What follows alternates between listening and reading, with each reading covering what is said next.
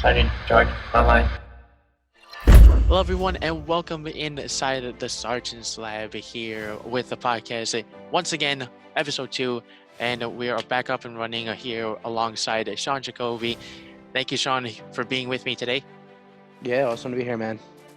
So we are gonna go off the radar, not talking about any new updates or anything about that sports, but we're gonna talk about about stuff that we keep close to our heart, basically, of favorite players that we grew up watching, admiring, and all that kind of stuff. So I don't know who you want to start first. I want to start first. I mean, who knows? Yeah, I'll start, man. So, Sure. So probably my all-time favorite athlete, in general, my all-time favorite number one player, regardless of the sport, would be Paul Pierce.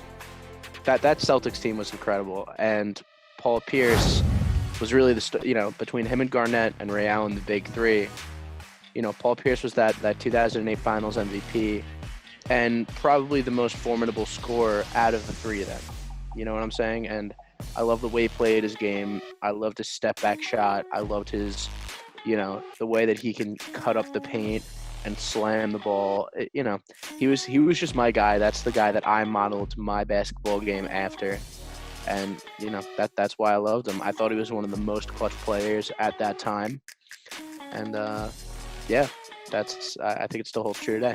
I definitely, and I think, hopefully by next season or 2020 or 2021, I think he'll be eligible for the Hall of Fame. I would imagine he'll be first ballot. Oh, no doubt about that. Yeah. I mean, the way he revolutionizing the game. Aside from him and probably LeBron James during that time, obviously LeBron James was, his team was pretty tragic still with the Cleveland Cavaliers, and they couldn't do anything. So Boston Celtics at that time was just, absolutely nuts. So I'll go next. I guess we'll just stick to basketball, and I actually will be. You actually did mention one of the players, and it is Ray Allen.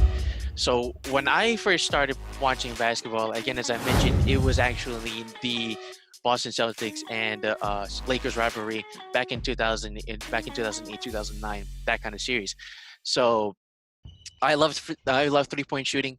I love shooting to this day, and Ray Allen was the first person that came into, and I first watched when they came into that series. And then the way he was was able to come off screens, be able to knock down the shots when it absolutely counted the most, and obviously, as we all know, the biggest and most clutch 3-point shot he'll ever make in his entire career.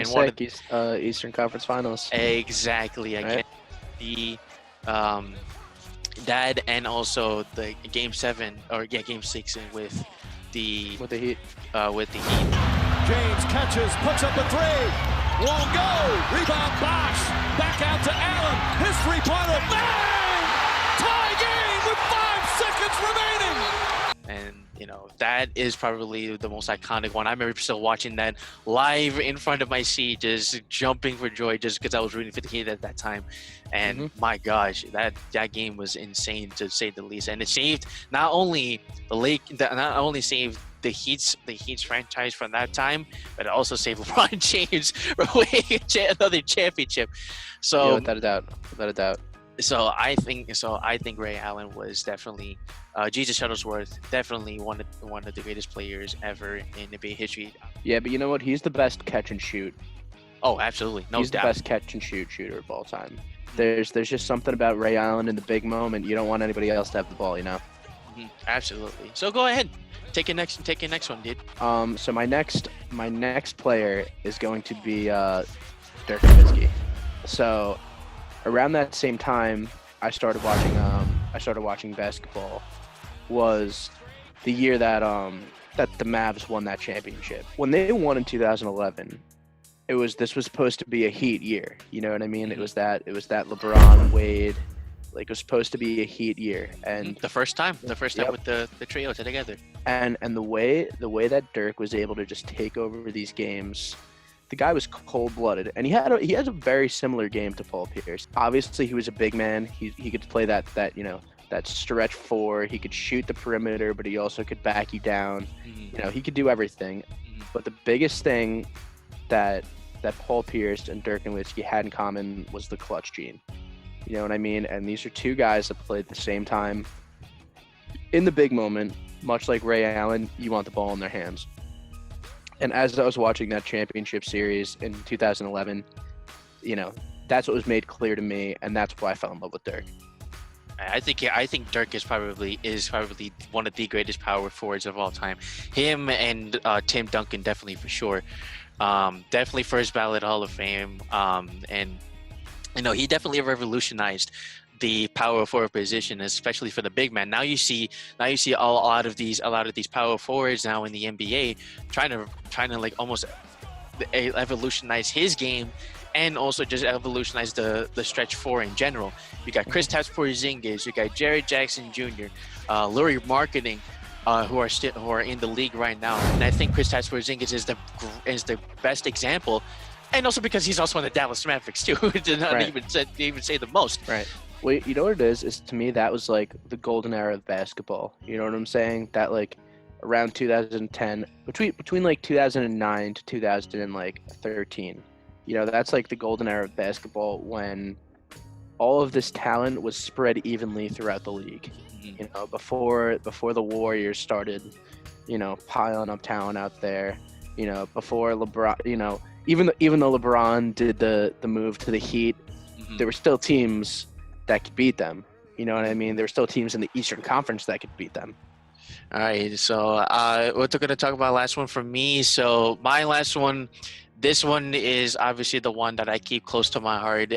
He's been, I say, in my opinion, one of the best baseball players. So I'm going to NBA. I'm the best baseball players of all time, and definitely one of the greatest shortstop of all time. Number 2, Derek Jeter. Who can never forget Mr. November? Who can never forget that he basically won his last game against the Orioles in his last game at home, and a game-winning single. Walked it off. Meek deals. Base hit to right field. Here comes Richardson. Here's the throw from Markakis. Richardson is safe. Derek Jeter ends his final game with a walk-off single. Derek Jeter, where fantasy becomes reality. Did you have any doubt? Not only that, he's a Hall of Famer, five-time World Series champion, 5-time Gold Glove winner, Rookie of the Year back in his rookie season in 1996. No, the dude did it all, and in the shortstop position for the New York Yankees for all of his career. When I revolutionized my baseball life through him, and baseball was my first sport growing up, and it still is to this day.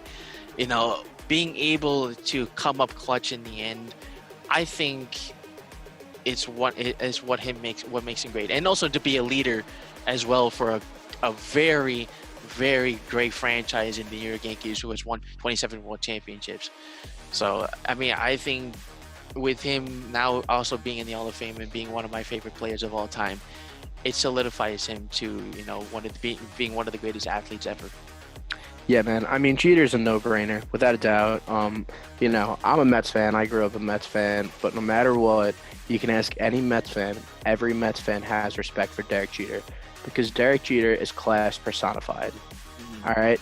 Derek Jeter, not only is he one of the greatest baseball players to ever live, he is one of the best sports, one of the best athletes, and one of the best men. You know what I'm saying? He's just one of those guys that you tell your kid about. You're like, I want you to be like Derek Jeter, as a man, on the field and off the field. Yeah, because he really didn't have a lot of controversies. He had no controversy, man. And whether he was winning or he was losing, he did it with sportsmanship, and he did it in a graceful fashion. All right, guys, this was another rendition of the Sergeant's Live here. Thank you, Sean, for being here as always. Anytime. And all right, thank you guys. Have a good day. Signing off.